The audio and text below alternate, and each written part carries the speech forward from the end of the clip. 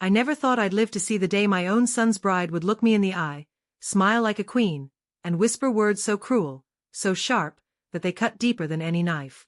She said, "This is my wedding, not yours. You should leave before you embarrass us." In that moment, as the music played and the guests clapped, I stood frozen. My heart wasn't just broken, it was shattered.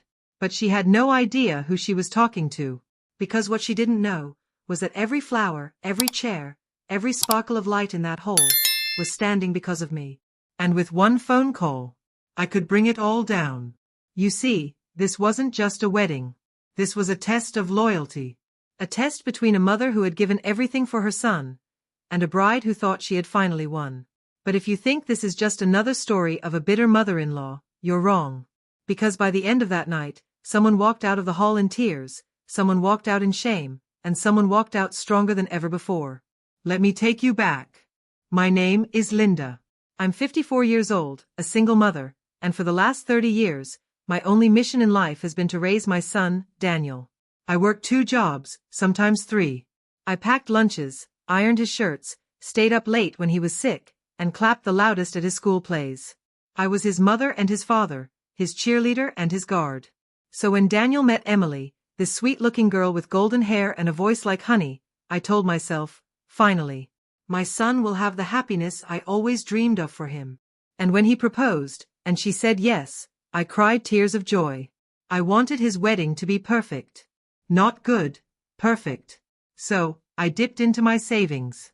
I paid for the hall, the catering, the dress fittings, the decorations, even the band. I told Daniel, "Don't worry about the cost, son. Just focus on love. Let me handle the rest." And for months, I worked like a soldier. Calls, meetings, invoices. I poured everything I had into making their day shine. But then, little cracks began to show. At first, it was subtle. Emily would leave me out of conversations with the wedding planner. She'd change details I had already confirmed. One day, I suggested adding Daniel's favorite childhood song as a surprise moment during the reception. She smiled politely and said, "Oh, that's sweet, but this wedding isn't about you, it's about us." I brushed it off. Maybe she was just stressed. But the truth? The more we got closer to the wedding, the colder she became. She stopped calling me Mom. She started treating me like staff. Still, I stayed quiet. I told myself, as long as Daniel is happy, that's all that matters. But nothing could have prepared me for what happened on the wedding day itself. The hall was glowing that night. Candles flickered, music filled the air, and I watched my son, my handsome boy in his tuxedo, waiting for his bride. When Emily walked down the aisle, she looked like a dream. Everyone gasped. Even I clapped through my tears. The ceremony was perfect. The vows, the kiss, the cheers.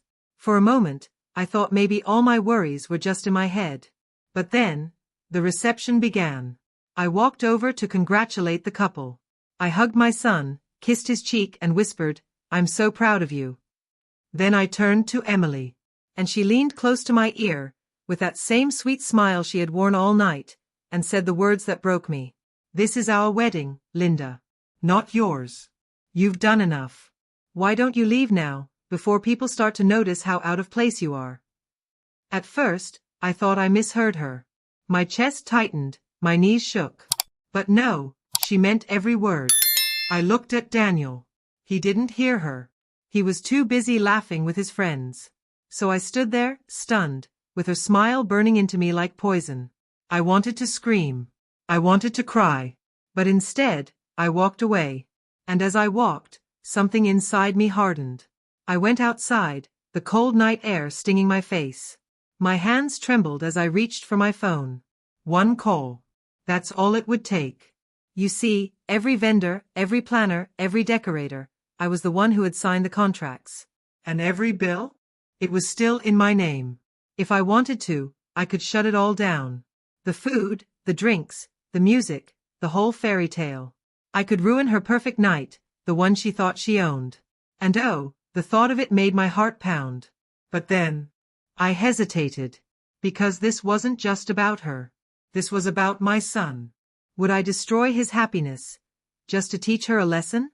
I didn't cancel everything. No, I did something smarter. I walked back inside, smiling. Come. I found Daniel, hugged him tight, and said loud enough for everyone to hear. Son, every detail of this beautiful night, every flower, every light, it was all my gift to you. Paid in full. Because I love you. The room clapped. Daniel's eyes filled with tears. And Emily? Her face went pale. Because in that moment, everyone knew the truth. This wasn't her night. It was ours. Mine and my son's. I saw her mask crack. For the first time, she realized, she couldn't erase me. Later that night, when the guests were gone, Daniel pulled me aside. His eyes were heavy, his voice low. Mom, Emily told me what she said to you. My heart stopped. She told you? He nodded. No. I overheard. He looked broken. I love her, but I won't let anyone treat you that way. Not after everything you've done for me. Tears streamed down my face. Daniel, I just want you to be happy. That's all I ever wanted. He hugged me tight, his voice shaking. I am happy, Mom. Because of you. As for Emily? Well, let's just say her crown slipped that night. She tried to smile, to pretend nothing happened. But I saw the fear in her eyes. She knew she had crossed a line she could never uncross. And me? I didn't cancel the payments. I didn't ruin the wedding. But I walked away with something far more powerful, respect. Because sometimes, the best revenge isn't destruction. It's showing them that no matter how hard they try, they can't erase the love between a mother and her son. So yes, at my son's wedding, his bride told me to leave. But instead of walking away in shame, I walked away in strength. And if you ask me now what I'd do differently? Nothing. Because the world may forget flowers, dresses, and music. But a son never forgets the mother who stood tall, even when her heart was breaking.